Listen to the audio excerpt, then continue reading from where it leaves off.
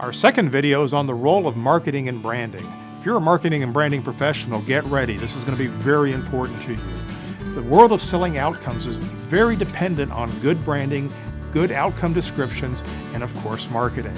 So get your pencil ready. I've got some great ideas for you.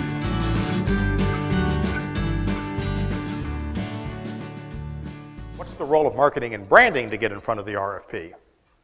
Because that's how we're going to do it. We're not going to knock on doors. We're not doing this through cold calling. Okay? This is what marketing and branding is all about. So outcomes are sold with increasing levels of engagement. It's very simple. There has to be marketing. Okay? Marketing is the brand, it's the products, it's the services. That's going to lead to lead generation. Lead generation is very important. Most of our companies and our websites aren't set up to generate leads. We might have a newsletter for them to sign up for, but what are we doing to drive people to that website to get those sign-ups? And what else are we doing? Because that's never going to be enough. So promotions, networking, capture, referrals. You're at a promotional event, folks. Hello. This is marketing. Elmo is branding. That's why you're here. It works. You know, it's like that billboard you see. Don't think billboards work? Well, you read this one. Hello, here you are. So, lead generation is vitally important, and leads go to business development.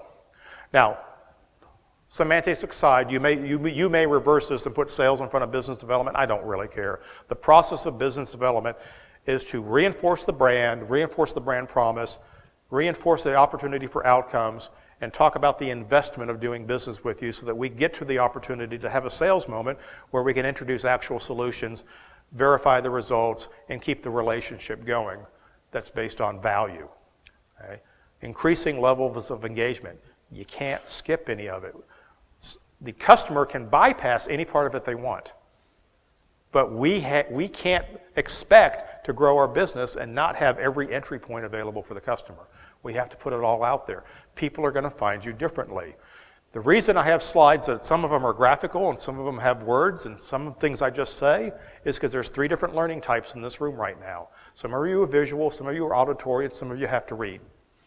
And if I don't tell you 3 different ways, your retention is going to go down and your customers are the same way. You got to hit them on all fronts.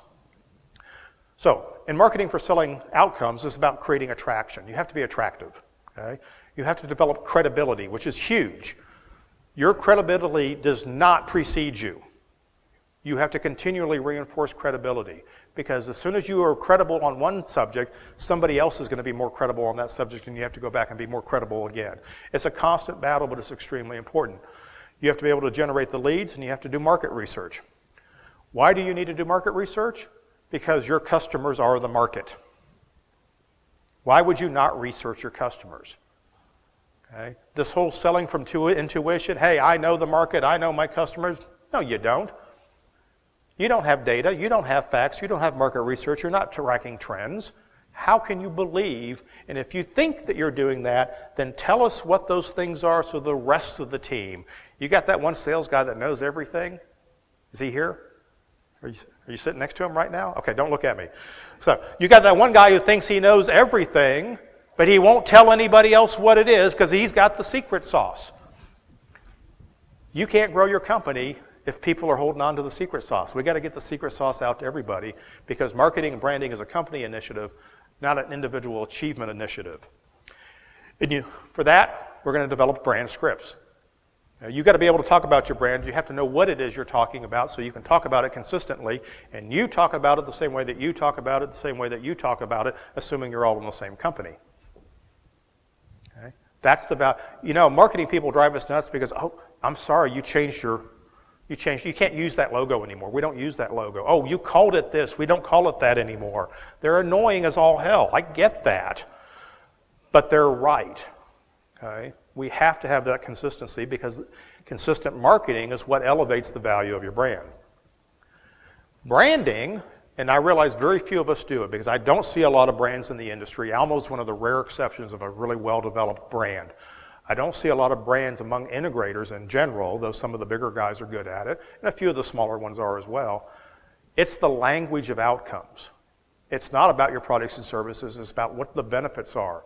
So brand is the value of your company as perceived by the customer, not you, as perceived by the customer that's beyond your products or services. What do they get from doing business with you? What is it why do they want to align with you? That's the value of your brand.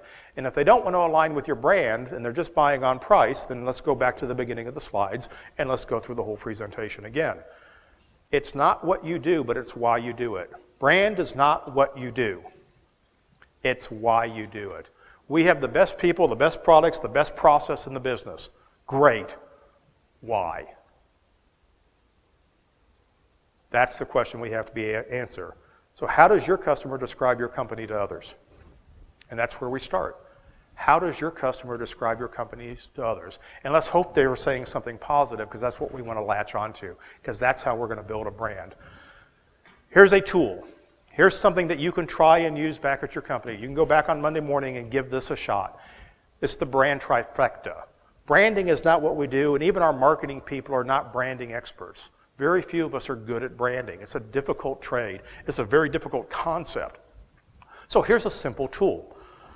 Throw out some words that describe outcomes that will improve the client's condition. What are the outcomes that will improve the client's condition? Remember the aspirin. Okay? Making a headache go away will improve a client's condition. Not dying from a heart attack is more valuable. What's the brand? Bayer is the company that figured out that low dosage aspirin every single day. They marketed the hooey out of it, and now we're all taking it. Well, those of us of a certain age. Okay? What are the words that describe the outcomes that your company is known for? And here's 3 examples. Here are 3 companies that I've worked with recently. The first one is a company that does outdoor scaffolding and complex stages and roof systems for outdoor concerts. Very dangerous business. Lots of variables. Terrain, weather. They have to get geologists. They have to have engineering drawings. There's a lot of complication in that. And they weren't selling that. They weren't leading with that. They were leading with price. Well, they're not successful leading with price. And they're competing against low-price competitors. But they're the only ones that actually get engineering stamps on their stages. That's extremely valuable. It's very important for the customer if they understand that's their need. So their brand trifecta through discussions came to be dependability, safety, and planning. When they go in and talk to their potential customer, they don't talk about the variety of stages they have. They talk about dependability, they talk about safety, and they talk about planning. And they back that up with credibility. I work with another company that's more of a creative agency. And why do companies hire them? Because they're fun, they're innovative, and they're collaborative. Lots of creative agencies put out good products. Okay? But why do people hire them? Do they want that Mad Men kind of feeling? Or they want somebody who's just really cheap and just selling something over the internet? They identified their ideal customer, and this is what their ideal customer wants. Fun, innovation, and collaboration. The third one is a technical services company. Guess what? This is a bunch of engineers. Okay? These are the guys that put the stamps on. Expert, documented, and secure. Those are the 3 brand qualities that are part of their brand trifecta. Now, doesn't mean that they're stamping it on everything else, because what they're developing from this is a brand promise. And a brand promise is a statement that exemplifies the value of the trifecta. And this is where you and I are going to have trouble, because we're still used to thinking transactionally. It's difficult for us to figure out what the value of our trifecta is. A brand promise can be a little bit of a catchphrase. This is definitely in the marketing and branding domain. It's a bit of a catchphrase, but it's also a value proposition, and it's the conversation starter that will set you apart from the alternatives. How do we lead with brand if brand is 3 words? Well, we can't. That's not a great way to start a conversation. So here's the examples. The first company I talked about, dependability, safety, and planning, building outdoor stages, their brand promise is we understand the implications of what we do. That's a great way to lead. Oh, well, tell me more. That's all you want to get out of that. And they can talk about the implications of dependability and the implications of safety and the implications of planning, and they can tell the stories that go with that. And so part of marketing's job is to make sure that we have the stories so they're all using the same stories in the same way. Fun, innovative, and abundant. The agency. Our brand promises ideas that you can't forget.